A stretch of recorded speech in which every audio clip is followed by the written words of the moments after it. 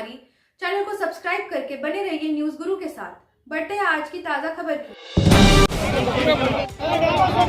आसनसोल सिंपांचल इलाके में सड़क दुर्घटना का सिलसिला थमने का नाम नहीं ले रहा। रविवार को कुल्टी थाना क्षेत्र न्यू रोड साकोतरिया मार्ग की है, जहां तेज रफ्तार मालवाहक ट्रक में स्कूटी सवार एक व्यक्ति को जोरदार टक्कर मार दी, जिससे उसकी मौके पर ही मौत हो गई। मृतक की पहचान अभी स्पष्ट नहीं है। घटना के बाद आक्रोशित स्थानीय लोगों ने सड़क को अवरोध कर दिया। प्रदर्शनकारियों ने ट्रक चालकों की लापरवाही और प्रशासन की उदासीनता के खिलाफ जमकर नारेबाजी। उन्होंने आरोप लगाया कि इस क्षेत्र में मालवाहक ट्रक और डंपर अत्यधिक तेजी गति से चलते हैं और आए दिन दुर्घटना का कारण बन। घंटों तक चले विरोध प्रदर्शन के कारण क्षेत्र में यातायात ठप हो गया। विरोध में सैकड़ों की संख्या में स्थानीय लोग शामिल हुए। स्थानीय लोगों की मांग है ट्रकों की आवाजाही के लिए एक निश्चित समय सीमा तय की जाए, तेज गति से चलने वाले ट्रकों के खिलाफ कड़ी कार्रवाई की जाए, इस मार्ग पर स्पीड ब्रेकर लगाए जाए और ट्रैफिक पुलिस की तैनाती की जाए। दुर्घटना की सूचना मिलते ही कुल्टी थाना की पुलिस मौके पर पहुंचकर प्रदर्शनकारियों को आश्वासन किया कि ट्रकों की अनियमित आवाजाही पर रोक लगाने के लिए ठोस कदम उठाए जाएंगे। आगे की अपडेट्स के लिए बने रहिए हमारे साथ। ब्यूरो रिपोर्ट, न्यूज गुरु, आसनसोल।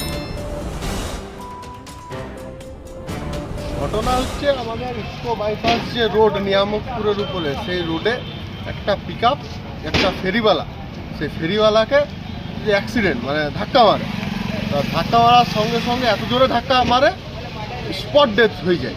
আমরা গ্রামবাসী, আমরা নিয়ামতপুর গ্রাম, এই নিয়ামতপুর গ্রামের গ্রামবাসী এবং এই দিকের কলোনি, বাঁকার পেছনে হচ্ছে যে বাঁকা পুকুরের পেছনে যে কলোনি, আমরা কলোনির এবং আমরা গ্রামের মানুষ, আমরা হচ্ছে যে রাস্তা দখল করি এবং আমাদের যে 3 দফা দাবি, সেই 3 দফা দাবি হচ্ছে যে পুলিশের কাছে রাখি। এক হচ্ছে আমাদের এখানে যে অবৈধ পার্কিং, বড় বড় হচ্ছে যে ডাম্পার, বড় বড় 16 চাকা গাড়ির যে পার্কিং, সেই পার্কিং খুলতে হবে। 1 2 নাম্বার হচ্ছে আমাদের যে সকাল 6টা থেকে রাত্রি 10টা অবধি যে গাড়ি চলাচল, মানে গাড়ি চলাচলের বলতে যে বড় গাড়ি, ডাম্পার, ট্রাক চলাচল, সেই চলাচলকে বন্ধ করে নো এন্ট্রি রাখতে হবে। রাত 10টার থেকে সকাল 6টা অবধি নো এন্ট্রি খোলা রাখতে হবে। আর 3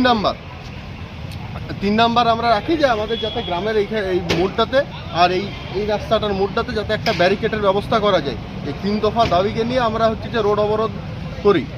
এখন পুলিশ আসে, পুলিশ এসে হচ্ছে যে ডেড বডিকে নিয়ে হাসপাতালের দিকে নিয়ে যায় এবং যে গাড়িটি তাকে অ্যাক্সিডেন্ট করেছে সেই গাড়িটিকে হচ্ছে যে বাজেয়াপ্ত করেছে। আমাদেরকে পুলিশ আশ্বাস দিয়েছে, আমাদেরকে বলেছে পুলিশ যে পরবর্তীকালে আগামী কয়েক দিনের মাথায় এই কাজ হচ্ছে যে পুলিশ করবে। আমরা সেই আশাতে পথ অবরোধ তুলে নিয়েছি এবং সেই ভরসা পুলিশের প্রশাসনের উপর ভরসা দেখায় আমরা থেকে তুলে উঠে এসেছি। আমার নাম অনিকেত মণ্ডল।